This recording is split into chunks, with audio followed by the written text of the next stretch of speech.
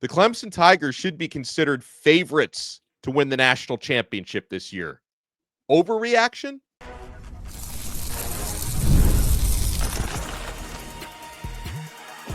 You are Locked On ACC, your daily podcast on the Atlantic Coast Conference. Part of the Locked On Podcast Network, your team every day. Because we haven't been thinking big enough. We've talked about Clemson, why they're favored to win the ACC. We hadn't expanded that conversation. Thank you so much to the everydayers for making Locked On ACC your first listen and your first watch. We're available free wherever you get your podcasts. We're free on YouTube. We're part of the Locked On Podcast Network, your team every day. He is Kenton Gibbs from Locked On Wolfpack.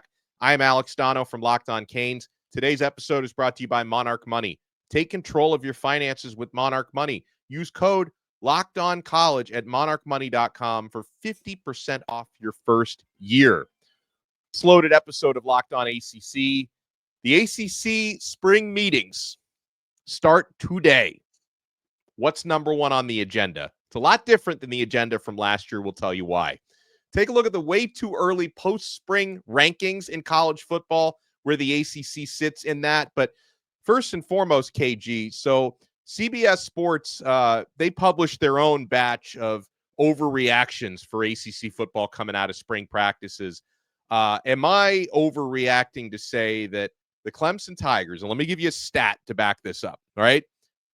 Tied for the most returning starters in the entire country with 16.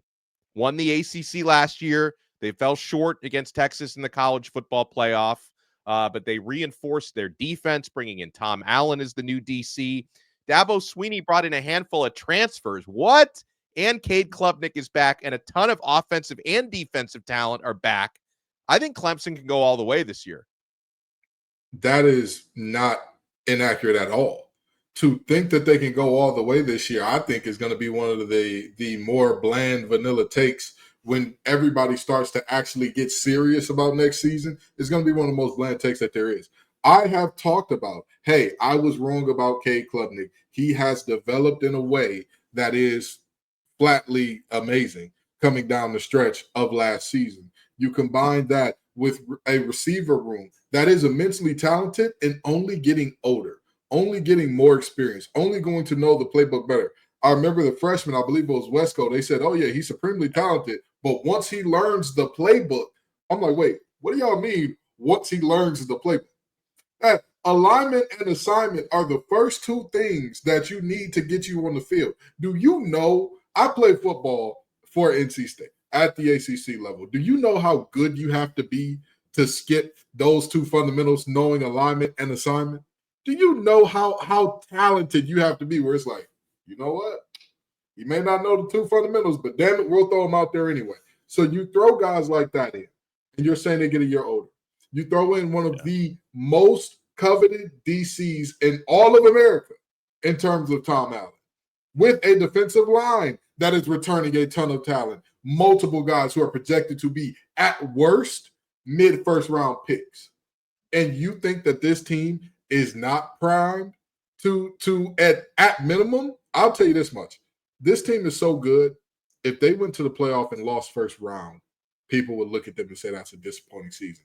Even if you keep it strictly to the Power Four only, even amongst the Power Four, 95% of teams would take that.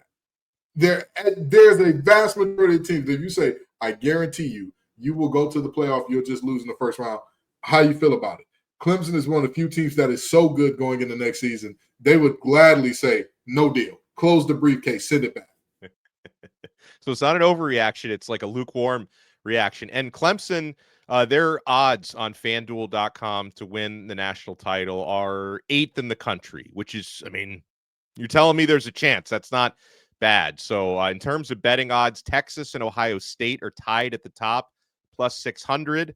Penn State plus 700, Georgia plus 750, Oregon plus 900, Notre Dame plus 1,200, Bama at plus 1,400. So actually you would say Clemson is tied for 7th because they have the same odds as Alabama at plus 1,400. So they're certainly in that conversation. I'm looking over, Kenton, some other what CBS considered to be like quote unquote over reactions coming out of spring ball. And some of them, it's like, we got to come up with something, like not really that bold. Others, though, interest me. How do you like this for the Duke Blue Devils? The best team in the state is flying under the radar. Talking about Duke as the best team in North Carolina, better than your Wolfpack, better than Jordan Hudson. I mean, Bill Belichick's Tar Heels. Duke Blue Devils to be the best team in the state this year. And they, what did they win? 9 games last year? I don't think that that's again, this is another one. Why is this a hot take? Why is this a hot take? Wake Forest, brand new coach. They have a lot going on over there in terms of how their transfer rules, in terms of students who can transfer in period, have handicapped them in terms of the portal, because there's never any rules for who's leaving. There's only restrictions on who can come in. So you're starting to fight with one hand tied behind your back in Winston-Salem. UNC, like you said, the Fighting Jordan Hudsons have got a catastrophe on their hands, and we haven't even played a snap of football yet. And at NC State, I mean, as much as you would like to say, you're returning C.J. Bailey, you're returning your leading rusher, you're returning all of this talent offensively. Offense is only 50% of the game, 33 if you include special teams. So you're looking at this thing and saying there was a mass exodus out of NC State's defensive back room at the 11th hour in the winter portal. UNC, every player that thinks they're worth a darn has gotten up out of there. And again, you're having a coach that's not just a first-time coach at your school, first-time coach in college, never coached a lick of college football, not as an assistant, not as a GA, not as a nothing. I don't think that's a hot take at all. These are only hot takes if you haven't been paying attention as far as these first two. Right. Well, their hot take or their overreaction for North Carolina, I thought was really weak. It's like, this doesn't mean anything. They say their overreaction is Bill Belichick does seem to have a type. No, we're not talking about that. This is a football type, they say.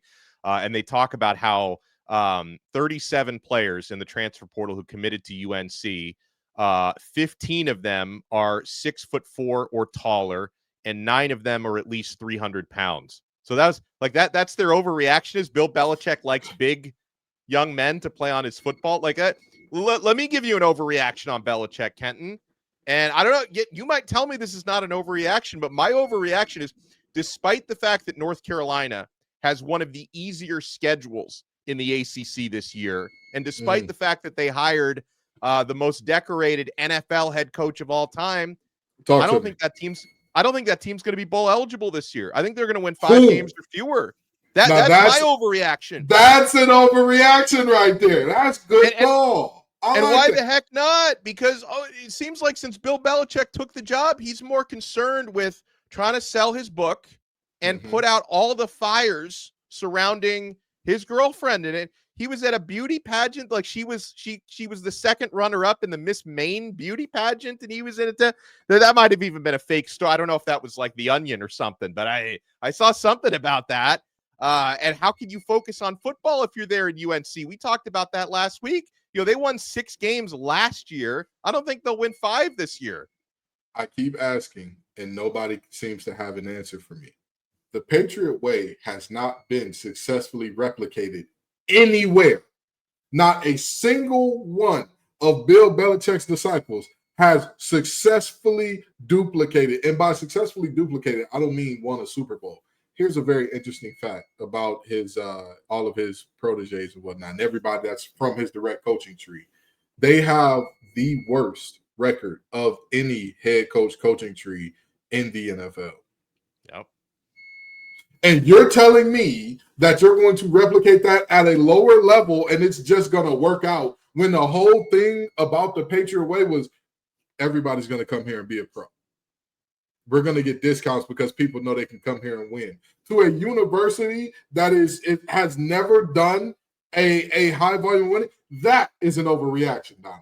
That's no reaction. Saying, hey, people like big football players. I would think that that's the norm. I would think a lot of people, they like the belt loops on their players to be pretty far apart in the trenches. They don't. What does that mean? I don't. In other news, Donno and Kenton both like air. Coincidence? I think not. I love air more than the average human, preferably oxygen, if I'm going to be very specific on There the you type that I go. enjoy. There you go. Well, You know, so it's a overreaction to say they brought us together on Locked On ACC because we share a bond over air. yeah, I mean, and water. We also enjoy H2O and Love it. various. Well, Love it. overreactions coming back on Miami, Florida State, and what ESPN's way too early rankings say about the ACC. You want to keep it locked right here. By the way, Kenton, do you have to like change your smoke detector battery or something? Like what is that that's beeping? That's my stove. That's my stove. There's something going off there. I thought I turned it off. It clicked back on. Don't worry about it. The beeping will be gone when y'all come back, folks. The beeping will be gone. Stay tuned right here on Locked On ACC. Do you ever check your bank account and wonder, where did all my money go?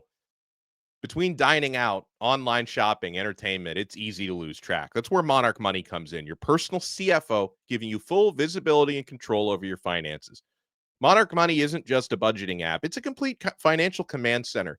You can track all your accounts, investments, and spending in one place, so you stop just managing your money and you start building wealth.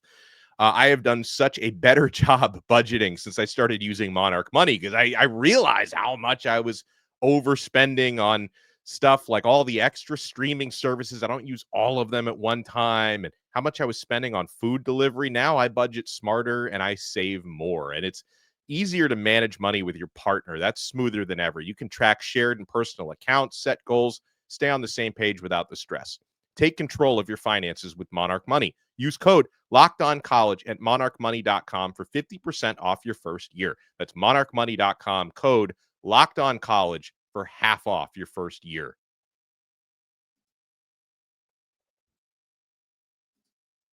Thank you so much for making Locked On ACC your first listen and your first watch. We're available free wherever you get your podcast. Make sure for your next listen, you check out our other shows. Kenton Gibbs and Grayson Boone host Locked On Wolfpack. They do a fantastic job. I host Locked On Canes, taking you everything, talking everything Miami. We're available free wherever you get your podcast, and we're available free on YouTube.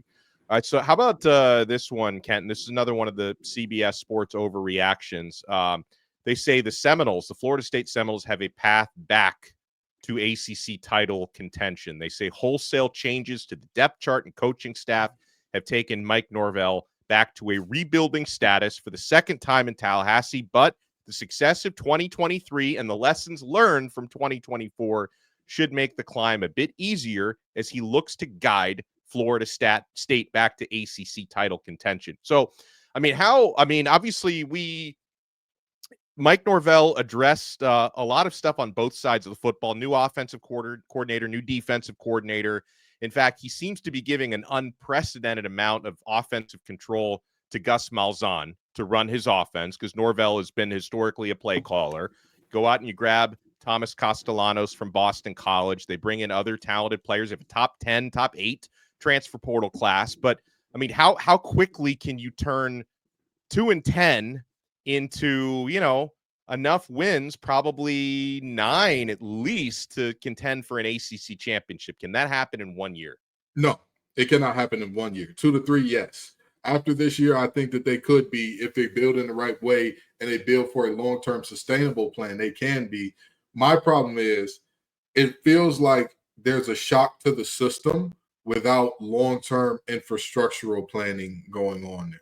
Don't get me wrong. Yes, you kind of need to combine the two. You need to kind of combine, yes, this is supposed to work long-term with, we're taking a big swing right now, right? Look at how Ohio State did it last year. They built in a way where everybody talks about $20 million roster.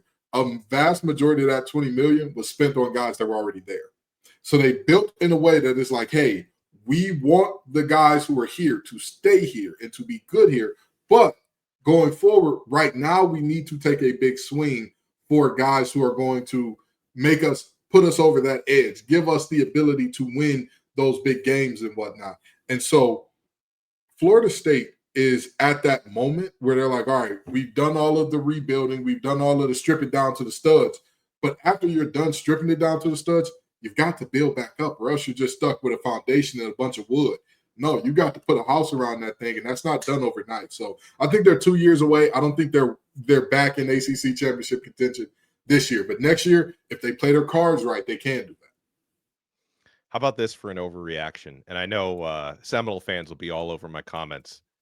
In 1 year's time, Deion Sanders will be head coach of the Florida State Seminoles. Ooh. Now, that's an overreaction. That's CBS. Call up Alex Donno. Y'all hear the man? These are real overreactions. This is real life overreaction. Okay, I will say this: it does make a lot of sense from a lot of angles. It does make a lot of sense from a lot of angles. So I could definitely see it happening. Deion's proven himself to be a hell of a recruiter, and at the end of the day, with Florida State's resources, it's tough to argue, Deion's going to have a tough time, winning there. It would be a really, really tough ask when you remember the Colorado Buffaloes had to sell fish plates and whatnot, had to sell Buffalo nuggets to get the money for his contract, which Florida State would not have a problem with. Right. Well, I mean, think about it. I mean, played at Florida State, like you mentioned. He's got great recruiting chops, and he's done what he's done in recruiting at Jackson State and at Colorado. Like, you put that man, I mean, as a Miami guy, I would not want to have Deion Sanders recruiting all of the same players that I'm recruiting. He's from Florida, Fort Myers, played at Florida State, kids raised in Texas. He's got all the connections to the major, you're gonna have a real tough time. And again, what coach brings more name recognition? What coach? None. What coach can you say, if you say this coach's name, as many people from as many generations, from Granny on down, can say, oh yeah, I remember him. Yeah. Oh yeah, I know who that guy is. So this is why Locked On pays us the big bucks, because these are the types of overreactions that we should be getting. Not college coach likes big players. Yes. Yeah. They saw Willie Lampkin balling out at 5'10" and said, UNC only wants 5'10" linemen from now on. That's not how this works. That's not how he was 1-on-1, ladies and gentlemen. Now, I thought their overreaction quote, I'm doing air quotes, for Miami was also pretty weak. So this is what they have for Miami. No ACC team will be better in the trenches. That's an overreaction? You got former offensive lineman as the head coach who tirelessly recruits the O-line? Your overreaction. No ACC team is going to be better in the trenches. A former offensive line coach that has two guys that are currently being mocked as going anywhere from like top 5 to back of the first round in terms of Ruben Hurricane Bain and Maui Noah. What are we? Donno, I while we're doing all of these overreactions, I really and truly do wish for these people who wrote this that I hope that they don't overreact to random facts about their life in this same way.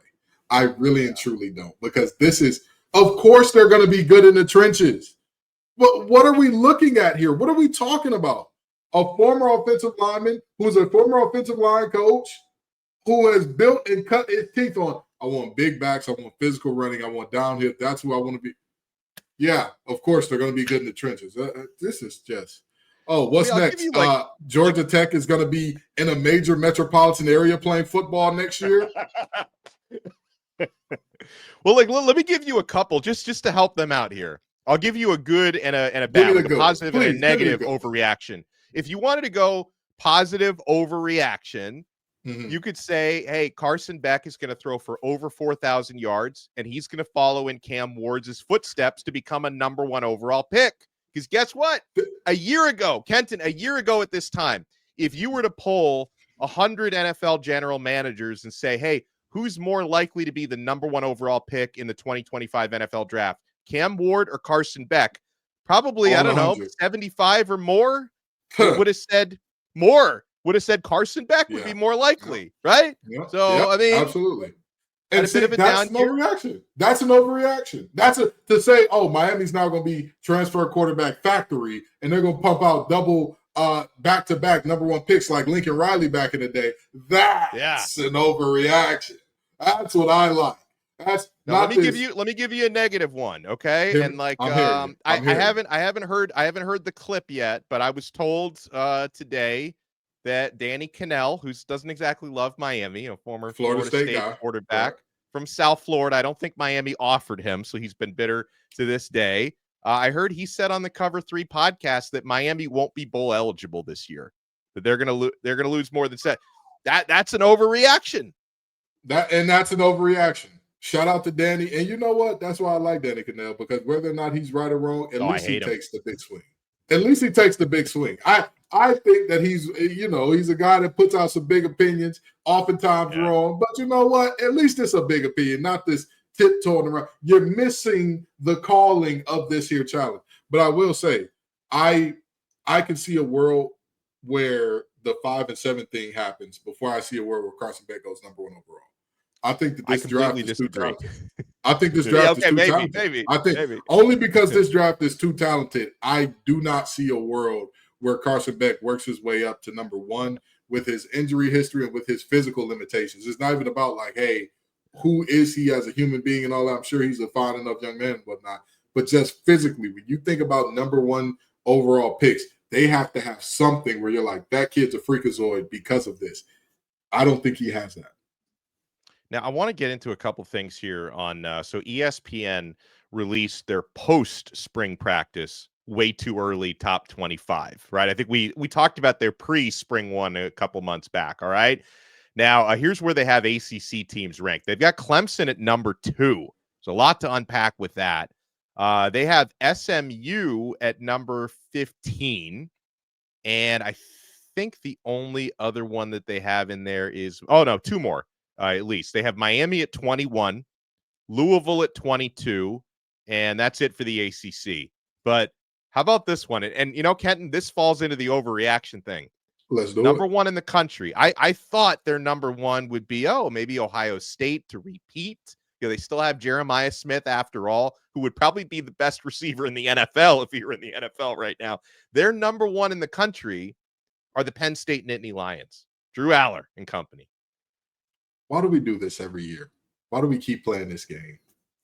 Drew Allar is the if man. He's the Justin Herbert of college football, where everybody's like, "Oh, if this happened and if this happened, he'd be great." Oh, if we're fifths, Donno and I would both be drunk. But here we are, stone cold sober, on this show right now. I truly don't understand it. And don't get me wrong, I get it. 2 backs that are like extremely good, a defense that is deep. Hey, those boys roll deep defensively. I absolutely understand. I get it. I look at that the same way I look at the championship odds, which I would have loved to dig into a little bit more, but we'll do that because we got plenty of time before the season starts.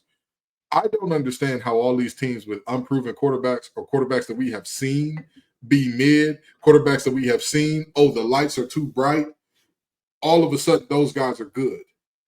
For reference, Cade Klubnik played against a Texas secondary. Do you know how many touchdowns the Texas secondary allowed last year before playing Clemson?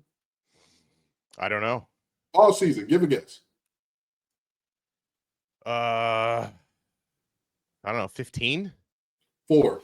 Their starting secondary, secondary, as I was told it, their starting secondary allegedly only allowed 4 touchdowns and he threw 3 against them. And the 3, I'm not saying 4 in total. I'm saying 4 going into that game. So you have 4 going into that game, and he threw 3 against them, and we're sitting up here saying, "Oh man, Drew Allar's still a guy. He's still the guy." Stop it! Knock it off, man. Knock it off. There's not a world where you can convince me that Drew Allar, who I told everybody, hey, Riley Leonard's going to outplay him. By the way, Riley Leonard win the draft. Where did Riley Leonard go in the draft? What was it, 5th, 6th round, something like that? Yeah, late round. Yeah. Okay. Yeah. And now I'm being told, well, Drew Allar would have been number 1 if he would have came out this year. So why didn't he? Why didn't he, dickheads? Exactly. If you're going to be the number 1 overall pick, let me stay in school another year. Yeah, let me stay in school another year. We all know you go to college to get a good job. You get a good job to make the money. Now, what if you had the opportunity to make exponentially more money and get the best job there is? Because the number 1 overall pick quarterback, guess what that team is now saying? We have to build around you. We have to invest in you. Unless something catastrophic happens, we have to put at least 3 to 4 years of trying to build around you into this thing if you are a decently smart franchise. It's just how it works. So why did he come back? Oh, because he knew. He knew. He knew. So again, more power to the kid, but I don't see how that team is ranked above Clemson. Now, they have it's hard to take their ranking seriously with Penn State at number 1, but they have Clemson at number 2, which is a lot of respect. And then I saw Josh Pate from 24/7 Sports and CBS Sports, he's not the one who wrote this list. This was the ESPN way too early, but Josh Pate actually said if he had to put out a top 20 right now, he's got Clemson at number 1. So again, that's not an overreaction to say that Clemson could be a national championship game. It's not like Dabo hasn't won it before. Exactly. Josh Pate knows ball. He knows ball. Yeah. You've got a team that has won it before, a quarterback that's shown to rise in the big moment. Outside of the Georgia game, which as much as we want to talk about that as this was a clearly Cade Klubnik doesn't have a moment, let's really put that in perspective. Early season, neutral site in Atlanta. Yeah. Interesting there. Very, very, and neutral is doing a lot of lifting there. But neutral site game, non-conference, and it does not have any serious effect on whether or not you make the playoff because, again, if you win your conference, you're virtually guaranteed to be in. That game, as poorly as he played, was not the big game. It was a big game, don't get me wrong, top 10 matchup, all that good stuff, sure. That was not the only big game that he played. Look at all the rest of them. Look at the ACC championship this year. Look at the playoff game that he played against Texas this year. Or last year, rather. Those are the things that you look at and say, who is he in these big games? Look at him for Drew Allar. You could say, oh, yeah, he played great against Oregon. He made that one really nice pass as he was being tackled against Oregon. Sure, we can make that argument. But let's look at all the other big games. What did he do against Ohio State? Ooh. What did he do? What did he do in the playoffs? Did anybody see him playing spectacular ball? They were dominating. Every possible interception, every possible, and there were a couple that were dropped interceptions, and he still threw every possible INT. And that's my point. Penn State was dominating teams in spite of him, not because of him. They were dominating teams just like, hey, Drew, we don't need you to do nothing special. Despite the fact that you had a first-round tight end and 2 running backs that, again, I think the worst of the 2 is probably going 3rd, 4th round in a league where Ashton Genty just became the 6th highest paid running back in the league or top 10 highest paid by being drafted where he was drafted. So, again, you can't convince me about Drew Allar. You just can't do it. Well, the ACC spring meetings kicking off today in Amelia Island in Florida. What's going to be top of the agenda? You want to keep it locked right here. We're not done yet on Locked On ACC.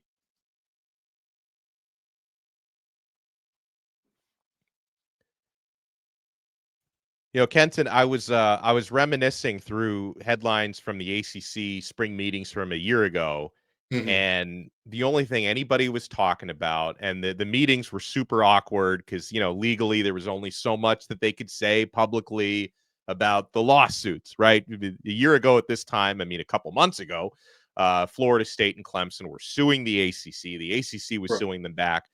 Neither of us like the settlement, but those are settled now. So we put that behind us. There's more harmony this year. But what would you put at the top of the agenda? What do you think is going to be the big buzz topics at the spring meetings this year? Well, I think that this year you just talk about innovation and how you're trying to drum up revenue and viewership. And again, Jim Phillips, we're giving you the idea. Turn the last week of the season, going into Army-Navy, ACC tournament week. You cut out a game and put it at the end. But they're going to talk about innovations to try to keep everybody happy. I think that's what it's going to be. Because we know Florida State, Clemson, they're gone. There's nothing you can do about that, right? So at this point, you don't even really try to say, hey, how do we appease them? At this point, if I was the ACC, my goal would be keeping the next big dogs up in line. So the Miamis of the world, the Dirty Foot Clubs, the UNCs of the world, and all that type of stuff. You keep them happy and say, hey, here's what I'm going to give you. Here's what we're going to do. Here's how we're going to make this thing work out in an equitable way. And here's what we're, looking at potentially doing, even with the absence of certain teams. You don't have to call those teams out by name. They know who they are and rock out from there.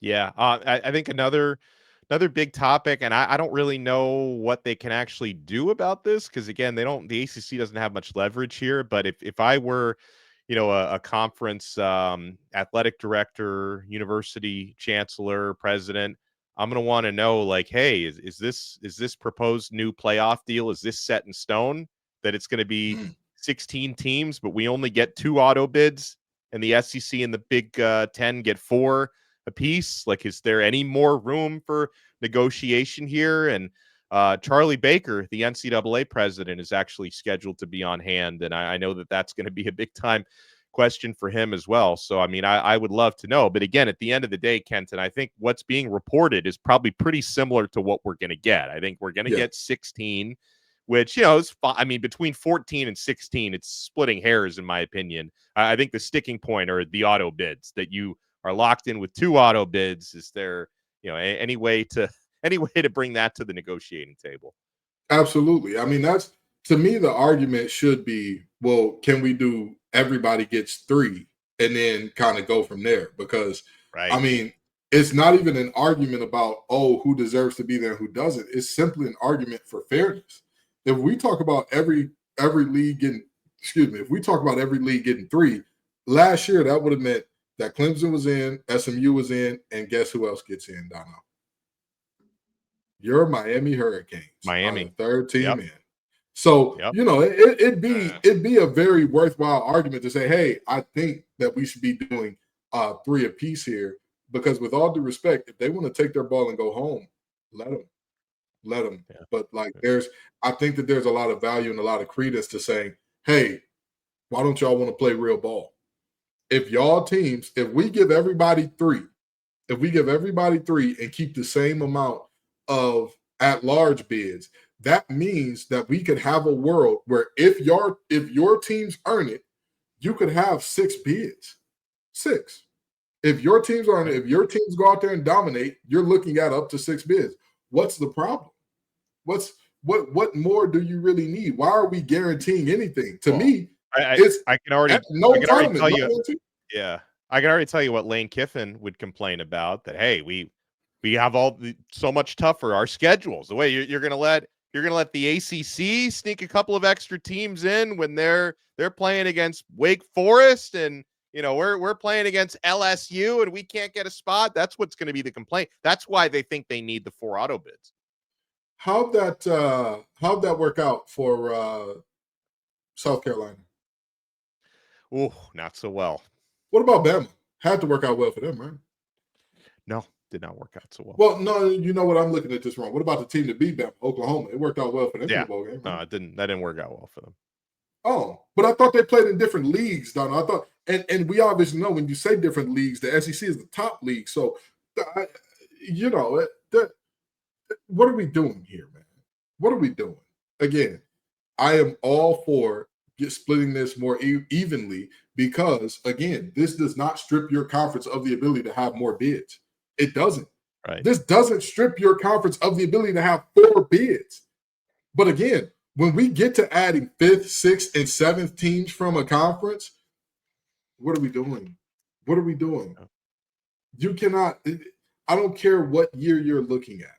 You would be hard-pressed to find a year where you're telling me that the 5th best team from one conference, the 6th best team from one conference is that much better than the 3rd best from another Power 4 conference. You're really going to struggle to kind of get me on board with that. Yeah, I agree. Well, we'll end it on that note. Huge shout out and thank you to everyone for making Locked On ACC your first listen. Make sure you smash that like button, subscribe. Make sure you also check out Kenton on Locked On Wolfpack, talking all things NC State. Check me out, Locked On Canes, talking all things Miami. And we'll talk to you again tomorrow on another episode of Locked On ACC. We are part of the awesome Locked On Podcast Network, your team every day.